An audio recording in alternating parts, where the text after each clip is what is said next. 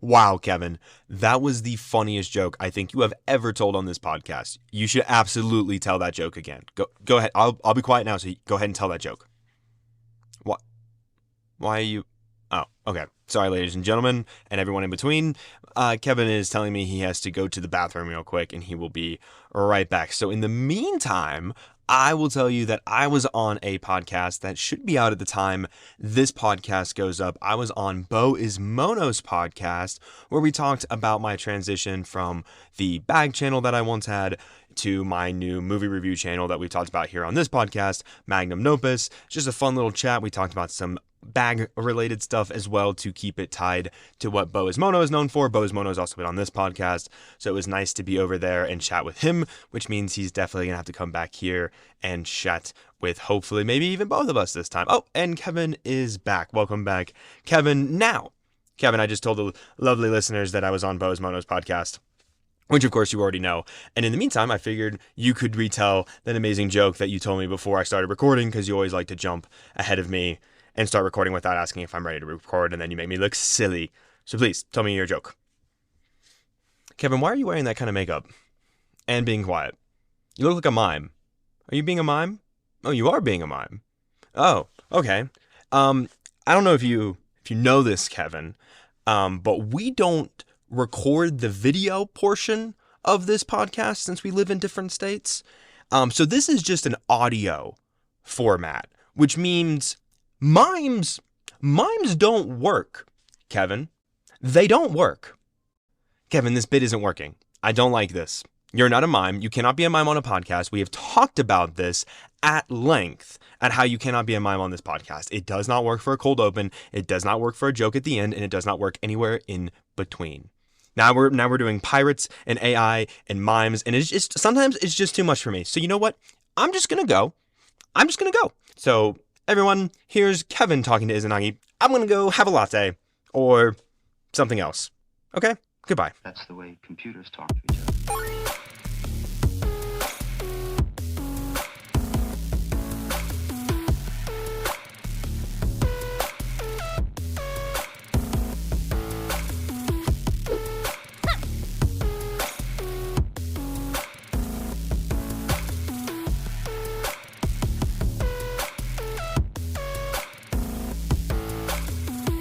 We absolutely love that.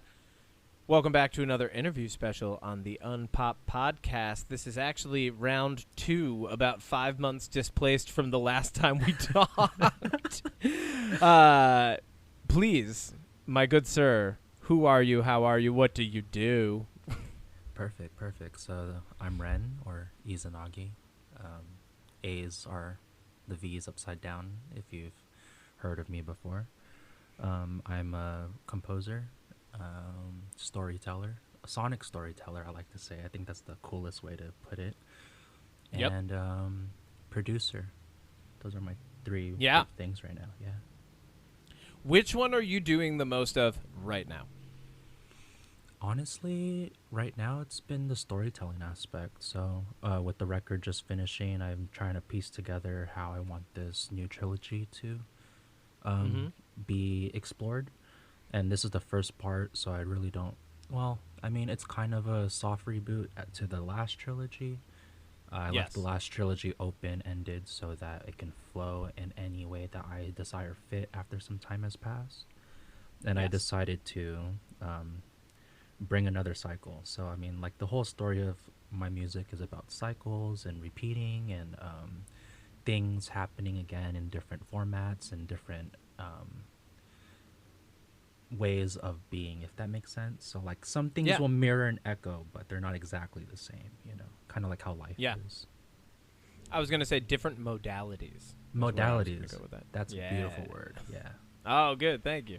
You know what's cool is that's very similar to later this month, I'm going to go spend some time with and hang out with Idola, the band. Cool. Yeah.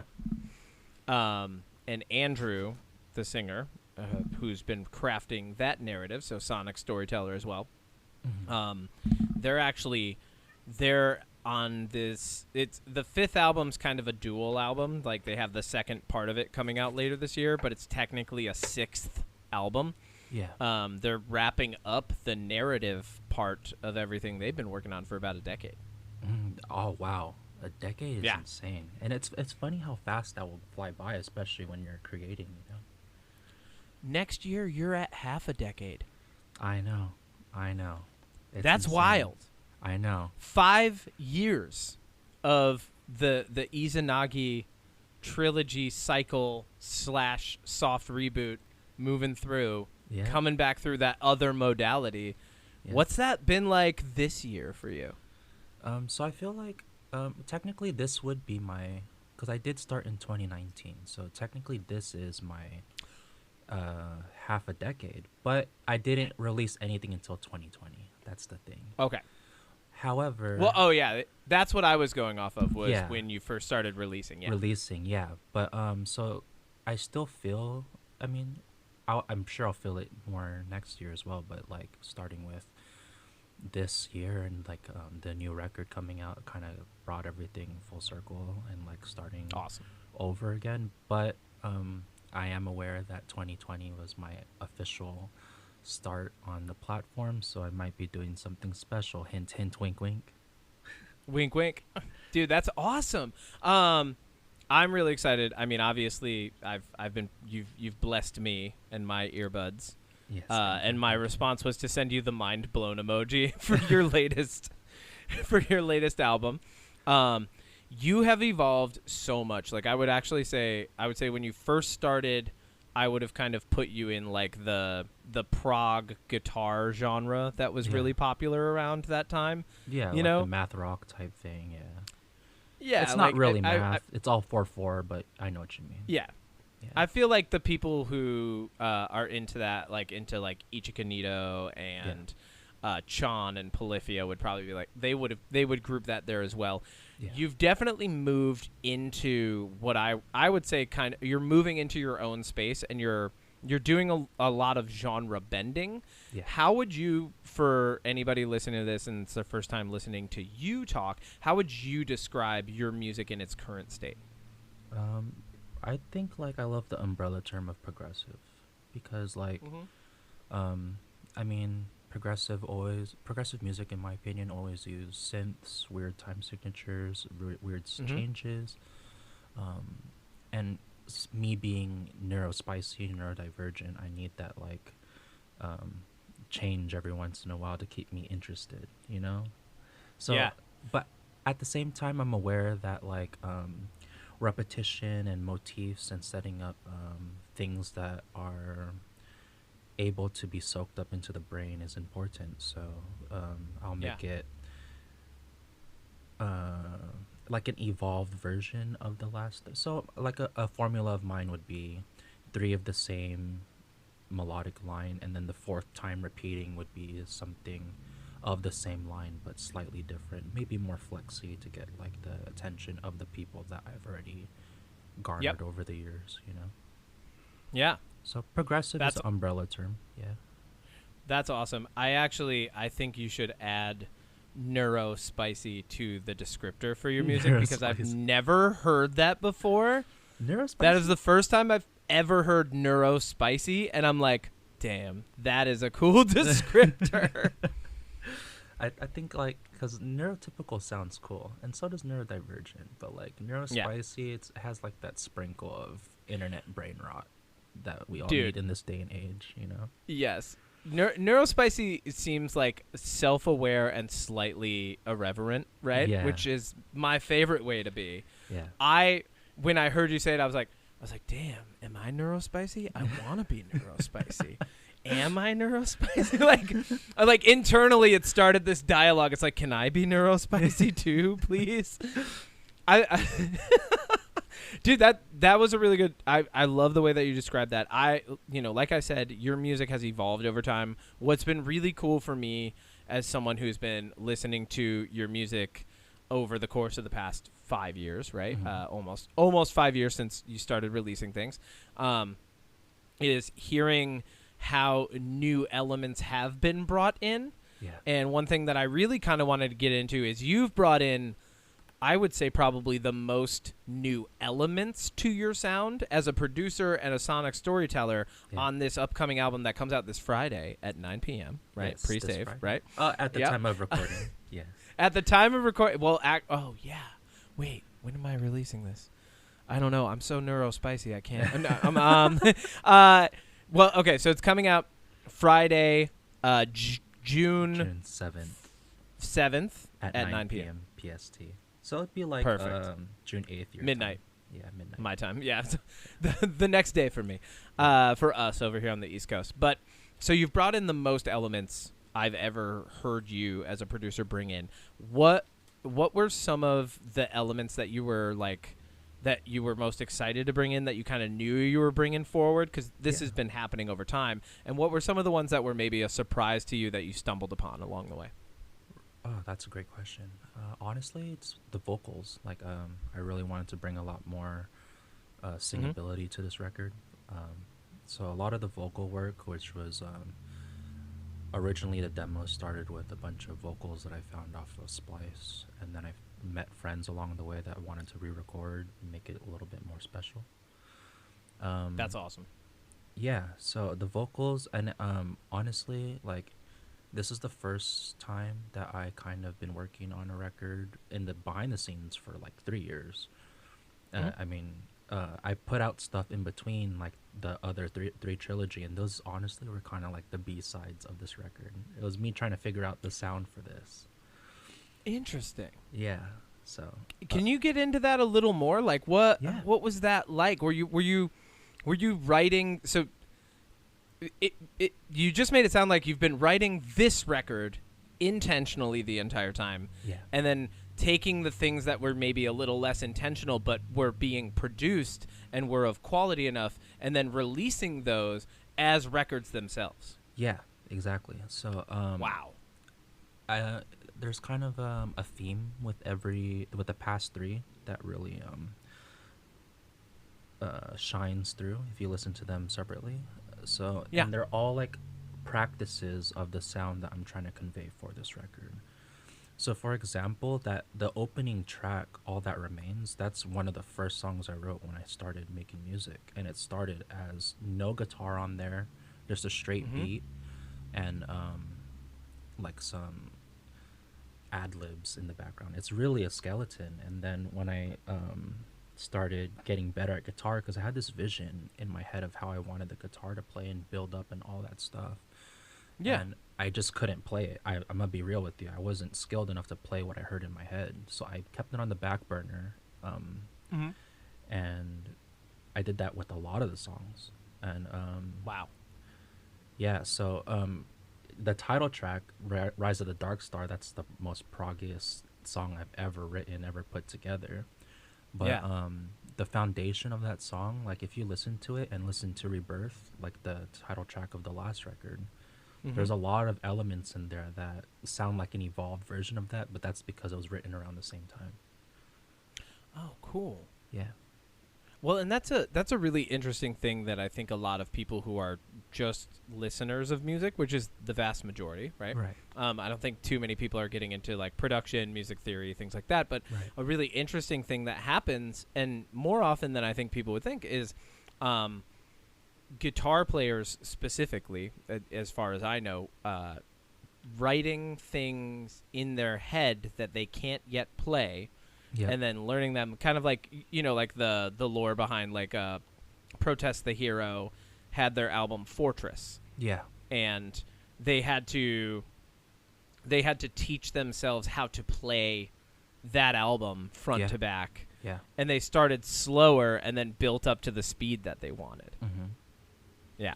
And that's I didn't mean to cut you off, but a lot No, keep going. You're good. A lot of the people I look up to, I mean, they write stuff off MIDI first, or like as a piano first, and then they learn it on guitar, and that's a beautiful way to push yourself in terms of boundaries and what is capable on the guitar. That's an interesting thing too, and now you're kind of making me think as we're having this discussion, because we're both Coheed fans, right? Yeah. I'm gonna go see them in July. I think they're coming to SPAC, which will be really cool. Our local, big amphitheater. Yeah, it's gonna be awesome. I almost feel like as we're having this conversation, I'm kind of realizing that like the Prize Fighter Inferno almost might be like B-sides of Claudio's, that he's just like, because there's a lot of MIDI on those too. Yeah. You know? Yeah. And, so it almost Claudio might has be like been, these. like, open about using synths as the foundation of a lot of their riffs, especially with the new Vaxis record. Oh yeah. Which I'm really excited about. But let's keep delving through this process that you had for writing Rise of the Darkstar. Yeah.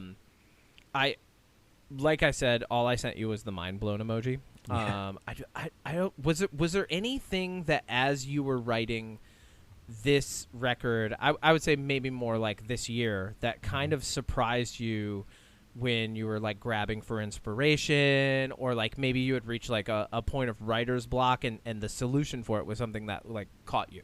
Yeah. So a lot of the EDM stuff was a lot of the newer stuff that I've put together, and I think when I sent you the original version of Rise of the Darkstar, there was a track on there called Garnet Highway, which was like what's the type of music, drum and bass kind of thing. And I literally just took that and threw it into the Apocrypha, which is one of the new suits of music that we're coming out with. So the Apocrypha series is gonna combine all these 3 records together and let you know that it's all one whole story. But that breakdown in the original Garnet Highway is the same exact breakdown, just pitched differently to fit the Apocrypha song. Yeah. Nice. So and the EDM was like it was a really pleasant surprise. I think the first track I heard that you were doing that had EDM in it was around March. It was the one with Jessica Domingo, the Jessica Domingo sample. I can't remember the name right now, but neither of us can remember the name of the song. Garden of Eden. Yeah, Garden of Eden. Yeah, when that break, that like let's call it an EDM break, because it's not full on dubstep. No. But when that break comes my in, music will never be full on anything, by the way. which is great. Yeah. You're definitely, you're a genre bender and blender, not a like stickler for a genre. Right. And that is to your credit. But when I heard that, I remember being like, "Whoa, this is an interesting shift here." And then obviously you're leaning into that a little more, which is, I would say, bringing out the production side. It's actually kind of elevating you as a producer. Right. Would you agree with that statement? Yeah. I mean, yeah. Well, yeah, because it's a different type of production. Like hip hop and R&B is usually really stripped down. It's really uses a lot of samples, a lot of like melodic samples, but it's at the core. The drums are very stripped down, but there's so many textures when making EDM. It's insane. And honestly, the first time trying to get into EDM was with Bluebird, if I remember correctly. That one was written, that was written like in 2020, 2021 originally, with no samples, just straight the beat, the EDM sound, all the synths and stuff. It was written on an airplane to Denver. Just nice, crazy, right? Yeah, had some time to kill, wanted to produce something. I was really bored, so I just started putting stuff together, and then forgot about it honestly, and came back to it last year because I was reading Charles Bukowski, one of my favorite poets, and that poem Bluebird is what is sampled in the beginning, is from Charles Bukowski. What book was it? Love is a Dog from Hell, or I don't remember. The one I have. Oh, is okay. an It's okay. anthology series. So it's nice. a mix of everything. Yeah. That's cool. The only book I've read, and I don't know if it's an anthology or if it was like written and edited in this order, but that was Love is a Dog from Hell. And I remember reading that book and being, you I think Bukowski brings out a lot of different emotions in people. Yeah. Right? And very predominantly, about every third poem or story, that emotion is like, oh, what the hell, man? Like, yeah, and I think that's a good parallel to how this record is supposed to make you feel. Because I mean, it's Oh. really fun in the beginning. There's a lot of Yeah. fun. There's a lot of fun songs on there. I'm not gonna lie. There's Yeah. a few dance related tracks in there, which is different from me, which is usually making chill like stoner type music. Like, let's be real. To Yeah. have like some dancing songs on there is a huge shift. But when you get to the last 5 songs on the record, from Apocrypha all the way down to Darkstar, Mm-hmm. you can really get the tone that I'm trying to set, which is a breakup record. You know, this record is a breakup record. Well, not really a breakup, because what can you break up from something that never formally existed, kind of thing, right? Narratively, it's a breakup record. Yeah. Yeah. But That's cool. That's really prevalent in L'Olympia. Like the lyrics in that just screams breakup record. You know. And so, who are some of the friends that you brought on that are recording maybe for the first or second time with you on this record? Yeah, so I have Tina. She's great. Moved to Korea. Miss her to pieces. If you're listening to this, which I know you are, you still owe me $20. There's Jennifer Soto. She does a little bit of vocal work, and a lot of the sax from this record is by her. Oh, cool. Yeah. Who else? There's Gia. She's a vocalist as well. She's great. And all these girls, they have like that deep, milky voice that I am so enamored with. And then there's Renee and Jay. They're brother and sister duo. Working on vocals. They did L'Olympia, actually, the one I was just talking about. And then EJ, she's a writer for a lot of like Blackpink, Red Velvet, all those types of K-pop groups. So she was on Darkstar, the title track, as well as it's called "I'm Gonna Come." It's in Hangul, but it's translated to "I'm Gonna Come," basically. That's awesome. And the story about that is I showed one of my Korean friends the song, because I was like, hey dude, I just started putting some like K-pop influences in my music. You should check this out. Yeah. And it had none of the drums yet, but it had the guitar and the original demo beat. And he was like, at the end of the song, he's like, "I'm gonna come." I was like, I'm naming it that. Like, that's the title right Yeah. now. Yeah. Like, yes, dude, that's awesome. Now, Tina, you worked with previously, right? Yeah. So Little bit. Those songs were on some SoundCloud like covers, as well as like a EP I put out, but took down because those songs are on the record. So I don't want to double down. Yeah. But she's great. Okay, cool. Tina's great. Yeah, no, she is really good. Yeah, that vocal style that you're describing, that like milky style, I would almost say they're like a softer, higher alto, lower soprano crooning, like female croon style, you know? Yeah. Yeah, and they do on some of the songs very smooth. They get a little high up there, but not like completely falsetto. No, yeah, nothing unfortunately. crazy. Yeah. I think that's good, though. I mean, like you were saying, you kind of you do have a vibe that tends itself toward, even if it's not directly enmeshed in a little bit of like a stoner side of the music. You know, it's like more it's chill. definitely yeah. This music's for the vibes. Yeah, it's straight for the vibes. I mean, not gonna lie, this one is very emotional. Like when you pick it to pieces, it's so emotional. So it's emotional, but still vibing. Yeah. And that's like you can groove to the teardrops. yeah. And it's funny that you say that, because a lot of my influences, for example, we were talking about Coheed, their music is very pop, but with a dark undertone when you really listen to the lyrics, you know? Oh, God, yeah. Blood Red Summer is like the perfect example, right? It's like the quintessential, it sounds so happy, but everything is so bad in that song. And even the music video, you know? Yeah. So Yeah, that's awesome. I love having that dichotomy. Yeah. It's hard to pinpoint the influences that you have for your music because of the way you approach it and bend and blend. Yeah. Are there any Is there anything in the musical world that was inspiring you and influencing you as you were writing this record? I mean, it doesn't have to be anybody or an artist or group in particular, but just, some general things. Yeah, so this is really like a record of me finding my spirituality as well. And I think a lot of those key points and like hints at it without being outwardly like speaking and forcing it down your throat. I mean, the Apocrypha is the series of Bible texts that were removed from gospel because they either depicted women in power, homosexuality, or people of color. But I mean, they're still important parts of the story as a whole. Yeah. And when finding those, as well as like looking into the emerald tablets of Thoth and stuff like that, those really brought a huge influence on this record as a whole.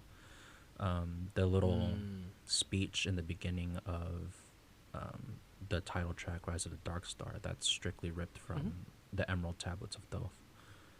The when two become one kind of thing, yeah. So I have two questions in mind. Yeah. And they will it's a fork in the road, right? I have two questions. There's a fork in the road. One of them I'm going to ask permission to ask, and then the other one's just loaded up regardless. Is it cool? You said finding your spirituality. Can we delve into that a little bit? Is that cool? Yeah. With you? Yeah. Cool. Can you describe what you mean by that, and then we'll go from there. Okay. So like, I grew up, as a Filipino, very strictly Catholic, Christian Catholic, and I never found that completely resonated with me. And being an angsty teen, I wanted to like go against the grain. Like I don't need some higher power telling me what to do, and like nothing just resonated. And I feel like the importance of spirituality is finding something that does resonate. I've studied a lot of different religions, and I'm not saying any is wrong, because I don't think there is a wrong answer in terms of spirituality. It's supposed to be a tool to help you develop yourself and help you grow yourself and help you, at the end of the day, become a better person. And as I got older, I found how important it is to have faith in some things. And I would like to say, like, now my faith is on leaning towards a branch of Christianity where and if you're listening, you can believe this or not, but there was a time when in Jesus's last days of existing, he gave important information to Mary, which taught that spirituality comes within, not from an external source. And those were known as the Gnostics, right? And then it branched down between two, and it's crazy how everything is in twos, and there's always opposing sides. It's, when you like really look into it, it's insane. Like the parallels between the Gnostic Christians and the other side, as opposed to like Thoth's beliefs and Amun-Ra. Like Amun-Ra was that one that was like, you believe in me, I'm your god. Whereas Thoth was like, yo man, like, no, I'm chill. You believe in yourself. The spirituality comes from within. Yeah. And that parallel is like, man, is that really the second coming of Christ? Is this only number 2? Because like at that point we're at like number 10. Yeah. Okay, so that is supremely interesting, and thank you for answering the question. 2, so saying, kind of peering into this a little further. So you're leaning into, obviously, this form of Gnostic, we're going to say Christianity, right? Yeah. Because it comes from that place. How has that helped with the development of this sound that you have on this record and the sound going forward? Oh, great. So I think with the last 3 records, and like it's funny that you asked this question, because now I'm really realizing the difference and how much it really impacted was with the last 3 records, I had so much influence from outside. So much influence from things like other people telling me what sounds good, other people listening to other people's creations and taking from it. But this is the first time that I would want to say that, yes, I was influenced over time, and that's going to happen, as a consumer as well as a creator. But I didn't listen to anything to make this record. I just listened to myself, which mirrors that spirituality coming from inside, like coming from within, not from external sources. Yeah. That's awesome. That that is an example, I think, and a very vivid one of you finding faith in yourself and in that process and in art and in something bigger than yourself at the same time. Yeah. Which, is what creates this whole thing. I think what's really cool about that is it also sounds like, and you can correct me if I'm wrong, but I kind of just want to posit this. It sounds like you've been writing this the whole time. You've been very intentional about it. And it's almost like embracing that inner faith and that piece of spirituality, or almost finding that component piece of spirituality that is now rooted within you, helped to bring this about at like the right time. It's almost like it wasn't the right time to release these tracks. Yeah. And now, through the Gnostic faith that you've found, you're digging more, or well, not digging more. You're able to like kind of recognize. It's almost like putting a key in a lock, right? You're kind of like, oh, okay, cool. Yeah, this has been here the whole time, but yeah, we're ready. Yeah, and it was more like a fear of having no one accept it, because it was something that I had a trouble accepting myself up until recently, of course. But like throughout writing, I was like, is this a message I really want to send out to people? Is this like, my name as an artist, Izvnvgi, is from the Shinto religion. So, to have this huge step out, which, with record 2 in its infancy, I'm starting to kind of implement how that all connects. Like, it's all going to be tied up in a little bow with this trilogy. Yeah.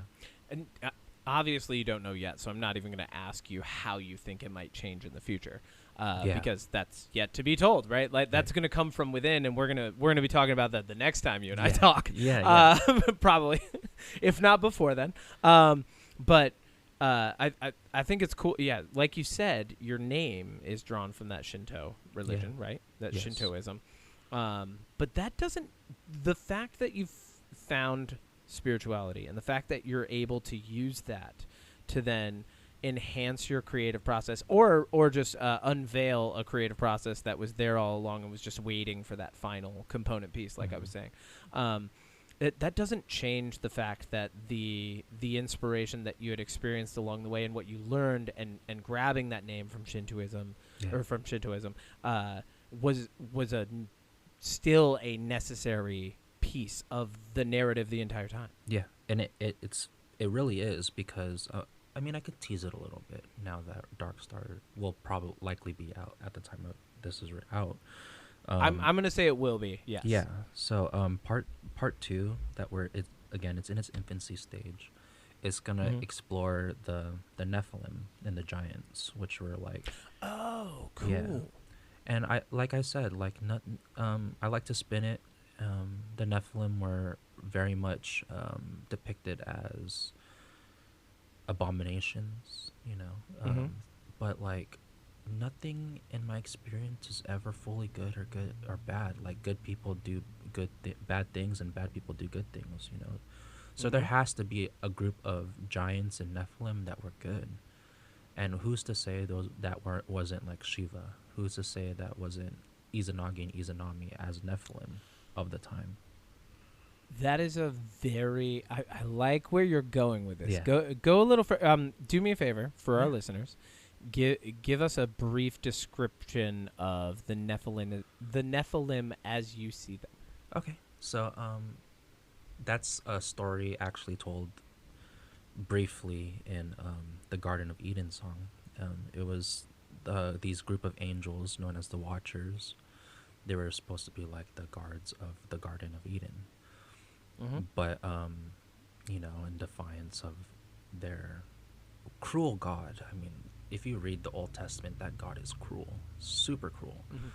In defiance to them, you know, Lucifer decided to give light to humanity, and the rest of the Watchers decided to procreate with women.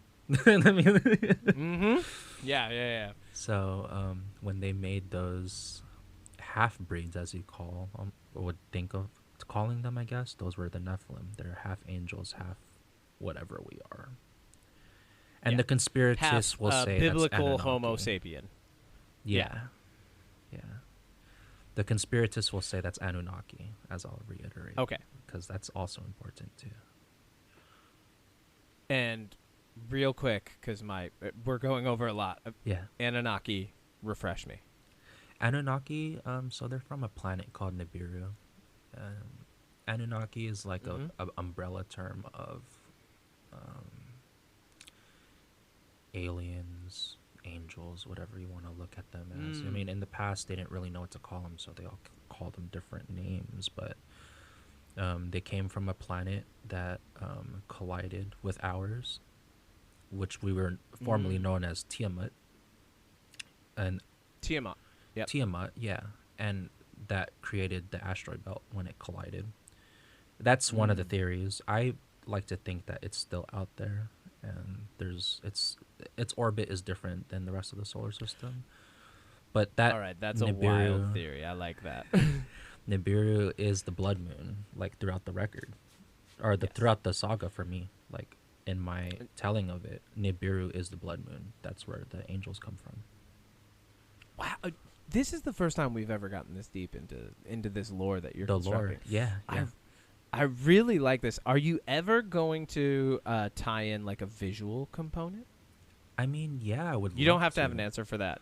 Okay. No, I would love to. It's just money is a thing, you know, unfortunately. Yeah. And right now, my focus is elevating my sound further. So all my funds are going towards that, as well as travel, because I want more experiences to influence me more, you know.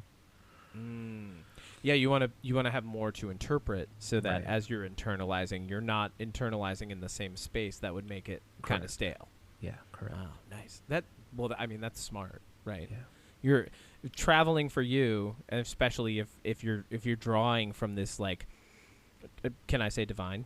Yeah, divine is okay. If you're drawing from this divine inner space, and you're traveling, and that's how you're interpreting, and then trying to create the most good, and using your gifts, your talents in order to do that, then traveling is essentially, not to tie in like a cold capitalist word to it, but it's an investment in your art. It's an investment in yourself. Yeah, it is.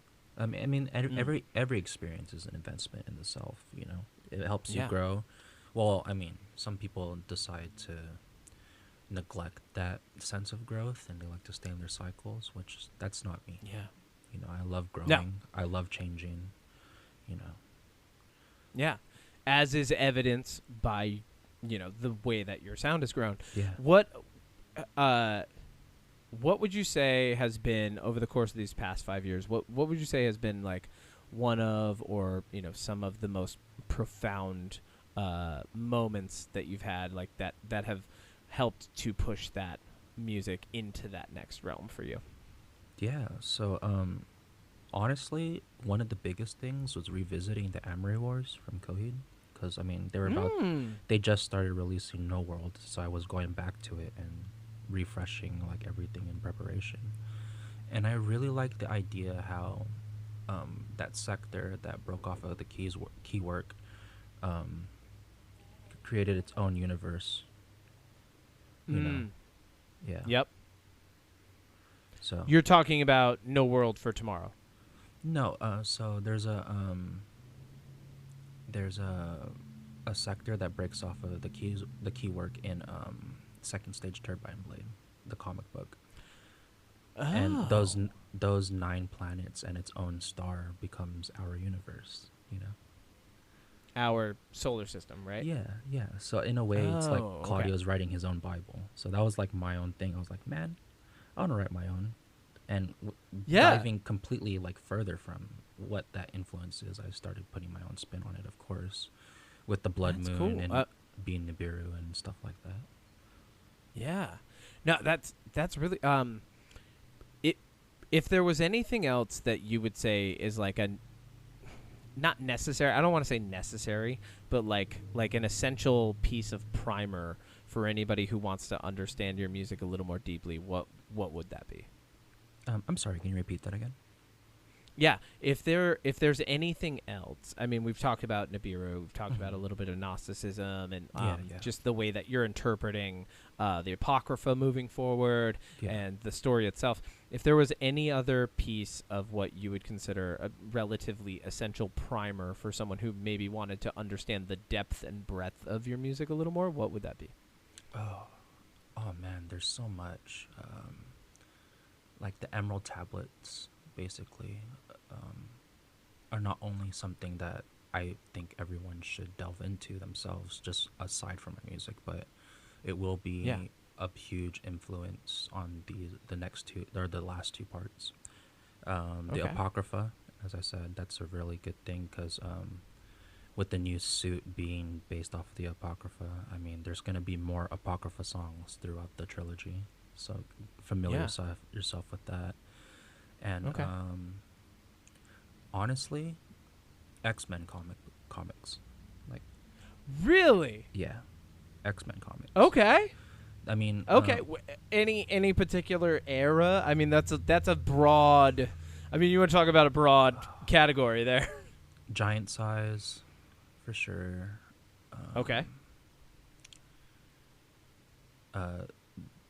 The 97 series. Yep, which just came out on Disney, right? Yeah. Or is that what you're talking about? The continuation of the 90s X-Men cartoon? But more, I haven't seen it, so specifically like the older ones that I grew up on. Like the first few seasons. What else? I mean, a lot of cinema too. So like anything in particular? Yeah, Eternal Sunshine of the Spotless Mind. A lot of good like one. mind stuff, you know, like self like thought and stuff like that. Like yeah. That's Eternal Sunshine's Kubrick, isn't it? Right? I don't think so, but I don't know exactly. Who is it? Hold on. Yeah. I'll look it up. What else in cinema have you been digging into that's that we can draw from? Her. That's a really good one. Oh, that's with Joaquin Phoenix. Yep. It's about AI. It's got Scarlett Johansson's voice, famously stolen now by an actual AI.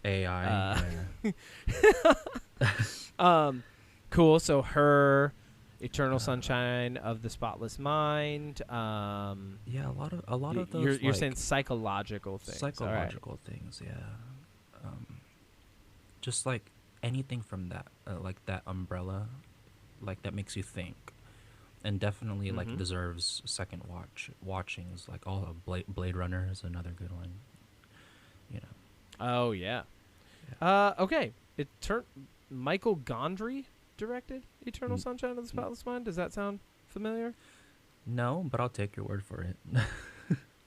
Yeah, I actually don't know that. Okay, interesting. Yeah.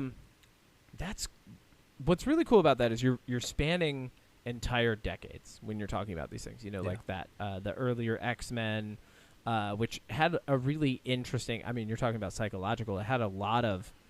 Especially, what's funny is watching that as a kid, you don't realize how much they were delving into the psychological components and consequences of choices that people were making on the show. Right, exactly. And that's the whole thing I'm really diving into is the choices of people. Yeah. Yeah. That's awesome. Dude, I feel like to do anything else is overkill at this point. We've covered so much. And not only that, like I said, thank you, because this is the deepest we've ever gotten into the how and why of your music. So that's really, really cool. Yeah, of course.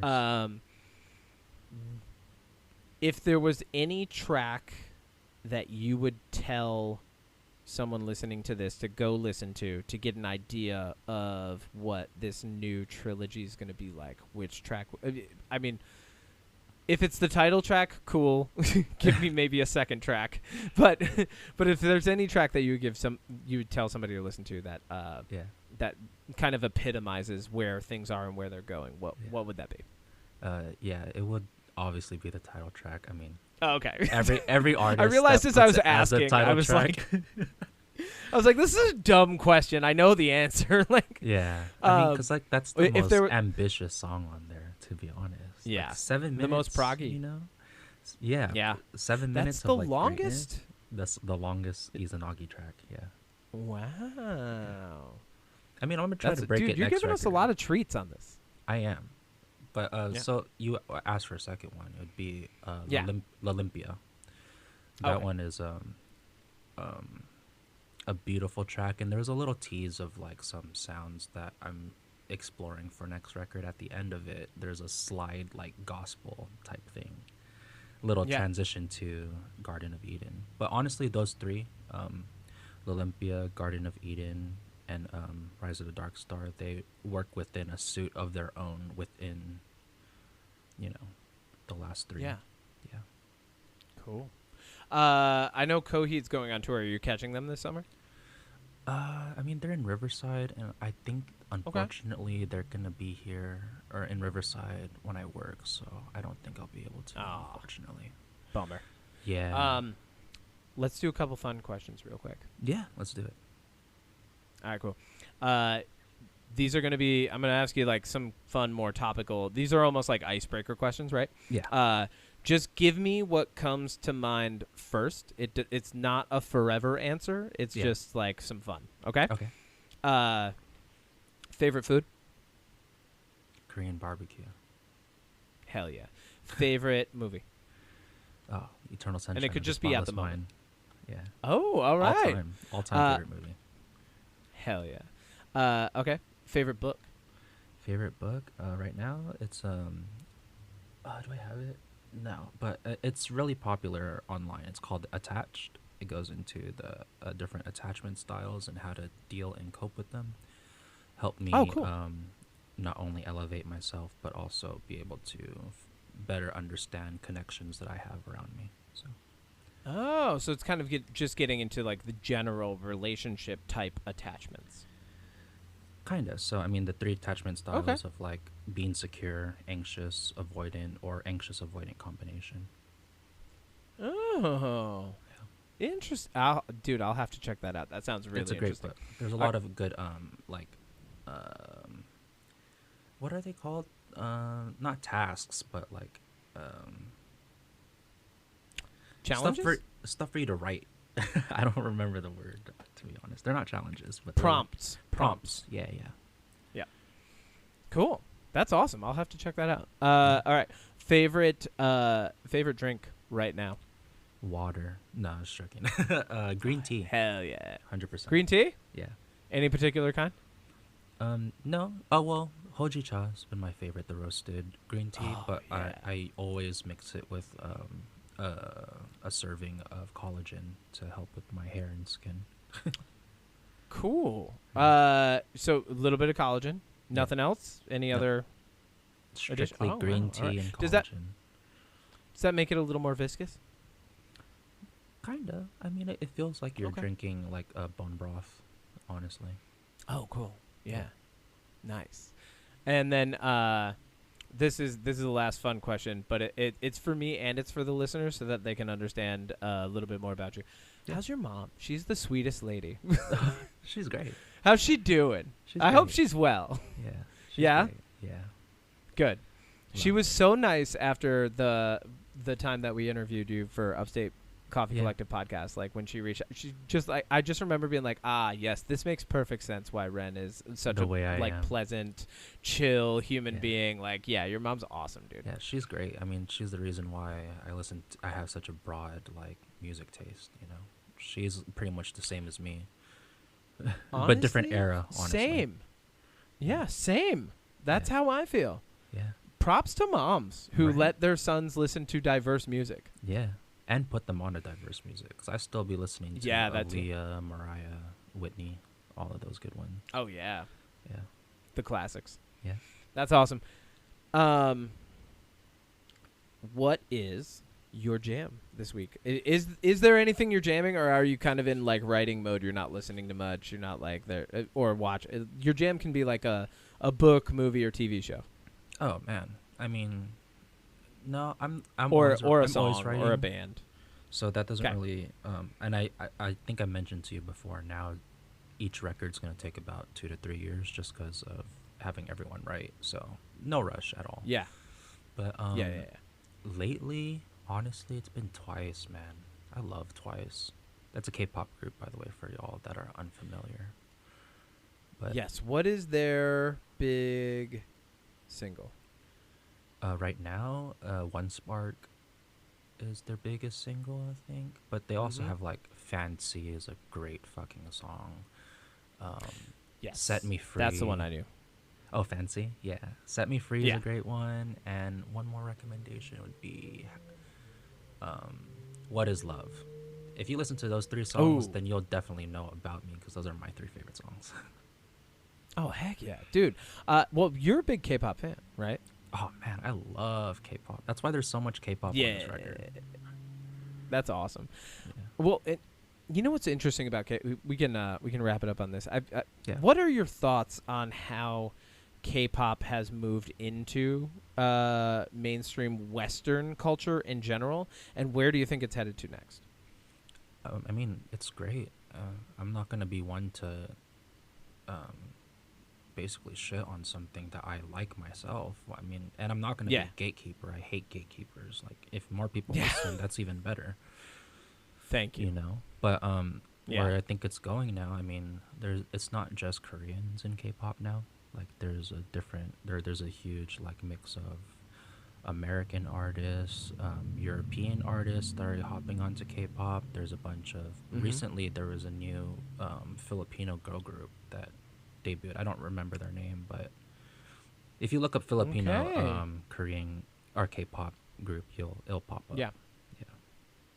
Yeah, and what might sound a little bit confusing about that is K-pop most people would know as being like Korean pop, but it really like calling it K-pop is a good way of like putting an umbrella over the genre and the sound. It's a subgenre of pop, right? Yeah. With a lot of elements that are indicative of its own style and Yeah. theme. Which is honestly, it's like a blend of pop, hip hop, and R&B. That's what K-pop really is. It really is. Yeah. Yeah. I was a big J Park fan. Oh yeah. Yeah. Girl, you got like that J Park. fat ass. Oh, I baby. still love that clip. That's my favorite clip of Jay Park. Like, say what you want about him, and he's a Palestine supporter, so I gotta love him for sure. Yeah, no, he's dope, man. And I actually love the song "All I Want to Do." Yeah. That's mean, the jam. That yeah. is my favorite Jay Park jam right there. And then he actually, because I was listening to Jay Park, I got turned on to TK. Oh, I love TK. TK is great too. Freaking dude, Tourist is like probably my favorite Yeah. K-pop album. Yeah. Which is really calling it K-pop is a lot because it really is just like a straight up R&B hip hop album. Yeah. I mean that Like if you I would Yeah. brand or like classify that as KR&B for sure. Oh yeah, for sure. And especially like the song "In the Hand" is like just a straight up Straight- piano ballad. Yeah. like it's exactly. yeah, It's a gospel it's song. killer. almost. It almost is, man. Yeah. And that's like my favorite TK song of all time. There's that live recording that he did. I forget for what studio. It was over in Korea, but like he did a really nice live recording of it. And I like Yeah. just watching that. I remember being like, "This man is beautiful." Like, Yeah, yeah. you know, like I mean, they're all so beautiful. yeah, for Yeah. real, man. I hope K-pop does, because the second part of the question, I hope K-pop does kind of continue to branch out. I hope it does continue to grow. I hope people start to recognize some of the elements that are indicative of K-pop in other genres of Yeah. music as well. I mean, it's a little easy to point out things like, but Baby Metal's more J-pop, which is in kawaii style stuff. Yeah. But like, but it is cool to see how it's being incorporated into different Genres. elements of Yeah. Western culture. And not only that, I don't know if you're up on this, but a lot of anime intro and outros this year have featured Western artists, but still been in like a K-pop, J-pop fashion. Yeah, I've noticed that too. A lot of them That's have been wild. What's her name? She started off as a J-pop cover artist, and now she's doing her own like songs for actual anime series. I don't remember her name, but I know who you're talking about. yeah. I cannot remember. Yeah. But yeah, no, there's so much music and there's so much information. And here we are. We've covered, Gnosticism, Shintoism, like the Nephilim. We're talking about musical influences. To get to the end of this and to forget like one artist name, I think is forgivable. You're right, right. Dude, thanks so much for coming and re-recording. I actually, like I said, we recorded in February, and much like this album, I was kind of going through, and I just don't think it was the right time. And I feel like this is not only a better version of the conversation that we had, but it's an updated version, and it's coming at the right time because this album's coming out, and it is so good. Thank you. You're welcome. One last question. Mm-hmm. Where are all of the places that people can find you and or this album? Perfect. So I'm really active on TikTok lately. So Izvnvgi on TikTok. Instagram, I mean, I'll always promote my music on Instagram, even though I'm not as active. But same thing, Izvnvgi on Instagram. And my music links, so on everything else, I'm Izvnvgi, Izvnvgi, but on Apple Music, I'm ren.ren with a period. And I'll have like on my Instagram, I have a hyperlink that brings you to all my streaming platforms that I have as well. Oh yeah, you've got like a little link hub. A link tree, yeah. Link tree, sorry. Yeah.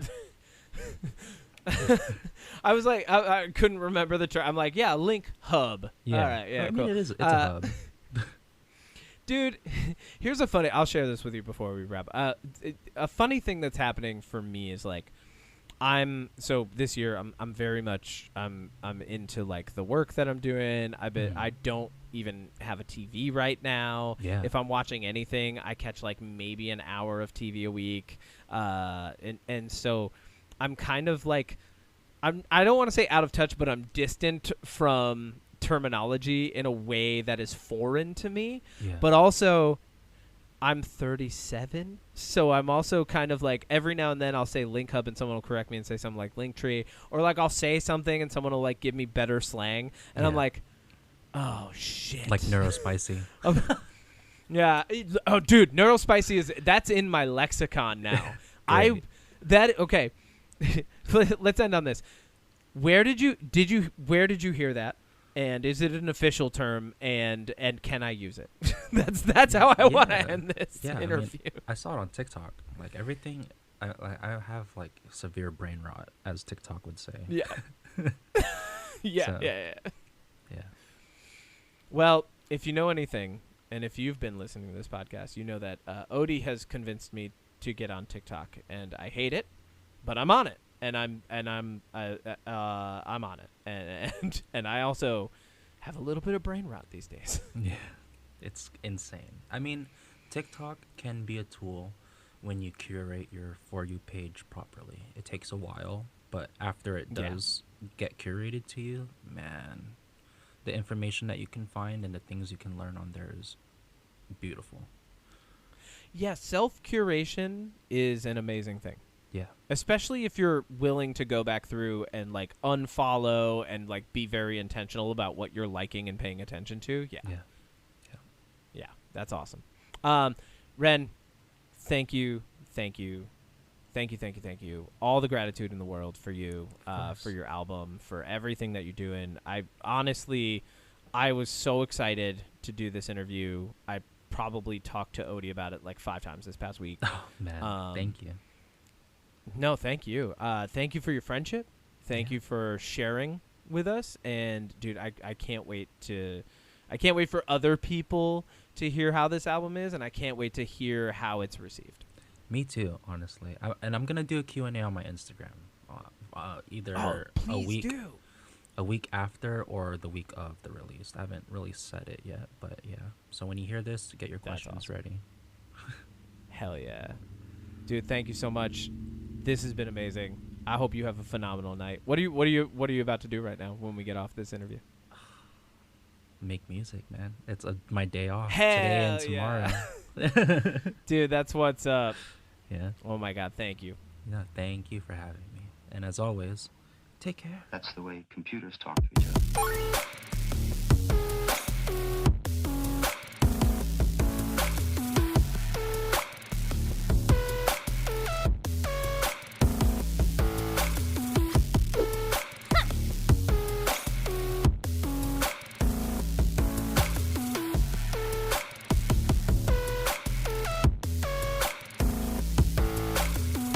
Well, that was a phenomenal interview with Izvnvgi. I apologize for a little bit of the white noise. Izvnvgi, or Ren, as you've heard me call him, is one of the most chill people on the entire planet. So chill that his voice is very quiet, which means I have to turn up the volume. I have to turn up the decibel levels on the recording and balance everything out a little differently. So that's why you might hear a little bit of fuzz in the background. I'm trying to clean up as much of it as I can, but if it's still there, please bear with us. I mean, ultimately, I think the interview is worth more than, fussing over a little bit of a white noise in the background. But that was absolutely phenomenal. Let's do our jams. I apologize for the mimicry, the miming Odie earlier, but I just get into the bit.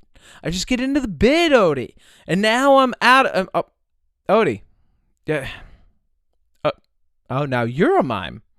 Oh, you're okay. Oh, great. All right. Well, what? So you want to do the jams anyway? All right. What's your jam? Oh, you're just gonna hold. You're holding up boysenberry jam. That's a boisterous choice for a first jam, and marmalade. And where are you getting all these jams? You have raspberry jam, and a mixed berry jam, and a fruit explosion jam. That's just mixed berry jam, Odie. That's just, I don't know what to tell you. Odie, you bought mixed berry jam and you bought fruit explosion jam. Look, they even look the same. You got swindled. You're a mime, but you got swindled, Odie. You know what? We'll skip the jams this week. Okay, this is a whole thing now between you and I. We're just going to skip the jams this week. We're going to move on. We'll come back next week, right? No mimes. New rule on the podcast. No mimes. No mimes on the podcast. That is, we are an anti-mime zone, okay? Me and you. Yes, me and you. Yes, I mean it. No, Odie, I promise. Scout's honor, I will not do the mime again if you don't do the mime again, okay? All right, cool. We're skipping jams this week. Yes. No, put them down. No, Odie. All right. Goodbye, everybody. We'll talk to you next week.